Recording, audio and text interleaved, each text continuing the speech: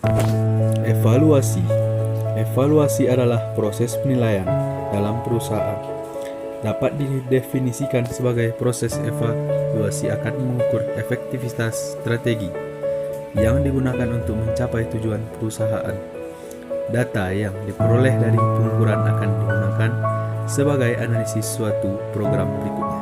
Ada satu prinsip umum dan penting dalam kegiatan evaluasi, yaitu adanya triangulasi atau hubungan erat tiga komponen, yaitu antara tujuan pembelajaran, kegiatan pembelajaran atau KBM, evaluasi. Prinsip-prinsip umum evaluasi tersebut hendaknya bersifat kontinuitas, komprehensif, adil dan objektif, kooperatif.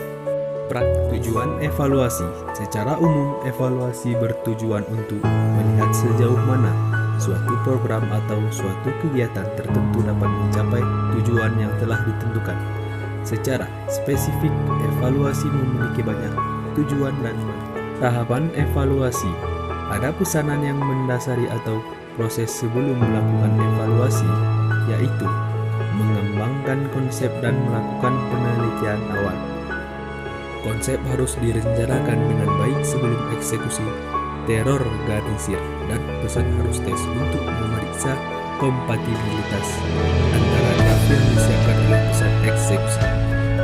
Dengan uji coba yang dilakukan, evaluator mencoba untuk mencari respon dari penonton.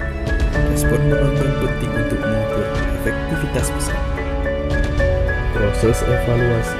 Dalam melakukan proses evaluasi, ada beberapa hal yang akan dibahas adalah apa bahan evaluasi, proses evaluasi, ketika evaluasi diadakan, mengapa harus ada evaluasi, di mana proses evaluasi diadakan, dan pihak evaluasi. Syarat-syarat evaluasi dalam menyelenggarakan kegiatan evaluasi.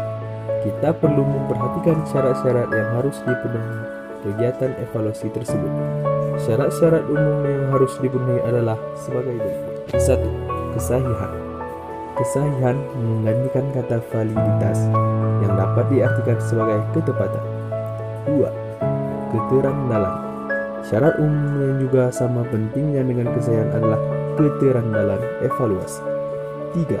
Kepraktisan. Dalam memilih tes dan instrumen evaluasi yang lain, kepraktisan merupakan syarat yang tidak dapat diabaikan.